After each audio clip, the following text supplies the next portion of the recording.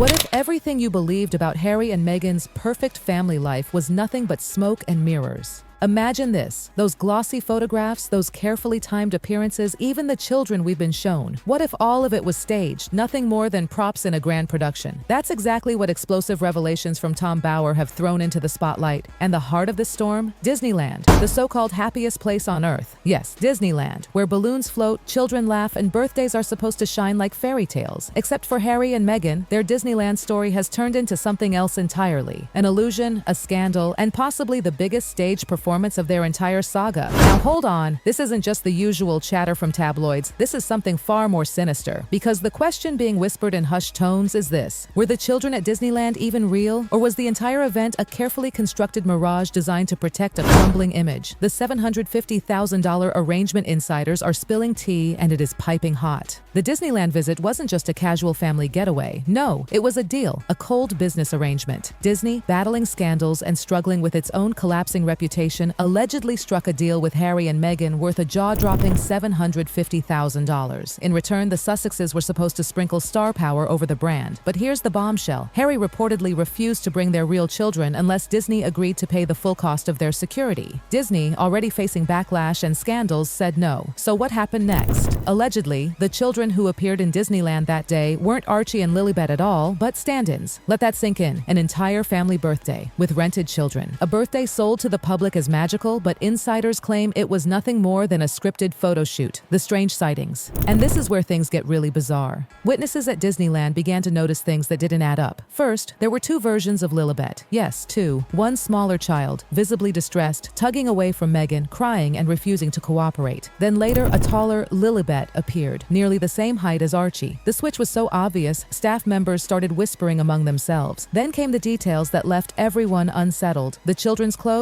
Ragged, shabby, not even suitable for what was supposed to be a royal birthday. One child was barefoot, another was spotted clutching what appeared to be a knife at the table. A knife in the hands of a supposed 3-year-old. And instead of laughter, smiles, and birthday joy, the children looked tense, as if fighting over scraps of cake. These weren't the scenes of a loving, carefree family. They were unsettling, awkward, and disturbingly staged. Meghan at the center, and then there was Meghan. Witnesses describe her as dismissive, cold, and self-absorbed during the visit. Instead of doting on her daughter, Meghan took the spotlight for herself. At one point, she even wore the Minnie Mouse hat meant for the birthday girl. The child, whether it was the real Lilibet or a stand-in, wandered around in a plain, shabby dress while Meghan positioned herself as the princess of the day. This isn't new behavior. We've seen this pattern before. Meghan inserting herself at the center of moments meant for others. From her infamous digs about Princess Charlotte's wedding stockings to storming off Hollywood stages, it always seems to circle back to her. And Disneyland was no exception. Instead of motherly warmth, it was a performance. Instead of family joy, it was brand management. Instead of magic, there was control. Harry's uneasy role.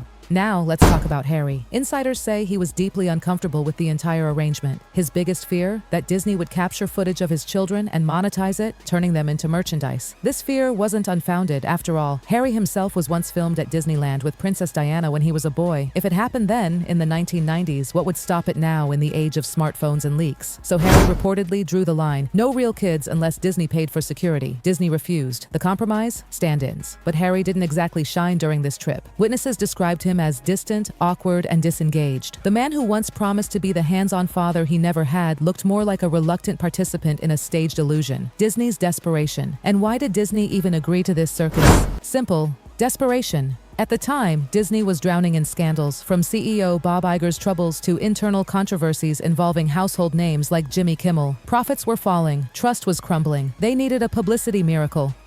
Enter Harry and Meghan, the global celebrities with a brand built on freedom from the monarchy and the image of a loving modern family. Disney thought they were buying magic. Instead, what they got was chaos, crying children, and whispers of fakery that leaked from their own employees. The irony? A company built on illusions ended up partnering with a couple accused of creating illusions of their own. The royal pattern. Now, let's zoom out, because scandals in the royal orbit are nothing new. Sarah Ferguson, the Duchess of York, was once accused of selling access for cash. Prince Andrew was tied to the Jeffrey Epstein scandal. The monarchy has always been wrapped in whispers of disgrace. But here's what makes Harry and Meghan's situation different. Their children. Instead of being shielded from scandal, Archie and Lilibet seem to be central props. Sometimes present, sometimes absent, sometimes replaced. And yet the media rarely asks tough questions. seconds. Photoshopped images slide by without challenge. Meghan's contradictions, like Archie allegedly asking her, "When is my birthday?" go unquestioned. The cracks, though, are now widening. When insiders start leaking, when the inconsistencies pile up, when even respected figures like Tom Bower call out the fakery, the illusion begins to collapse. Picture this: a little girl, supposedly Lilibet,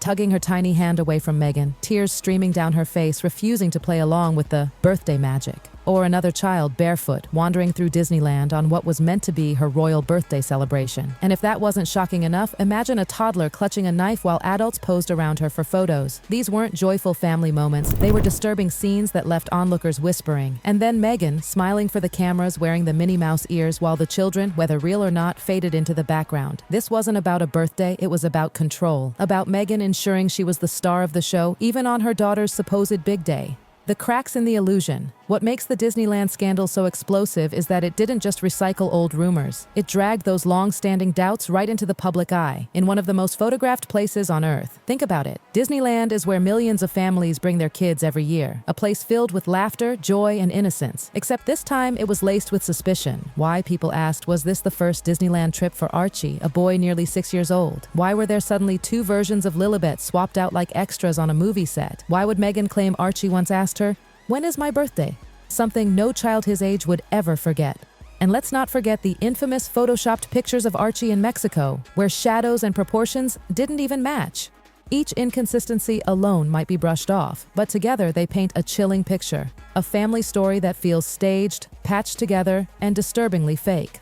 Tom Bower steps in now. Enter Tom Bower, the man who has made a career out of peeling back the polished layers of celebrity and exposing what lies beneath. With these leaked Disneyland photos and insider testimonies, Bower has forced the world to confront what many suspected but were too afraid to say aloud. The images aren't just blurry snapshots, they're jarring details that contradict the narrative Harry and Meghan have been selling. And once the illusion is questioned in a place like Disneyland, the cracks become impossible to ignore.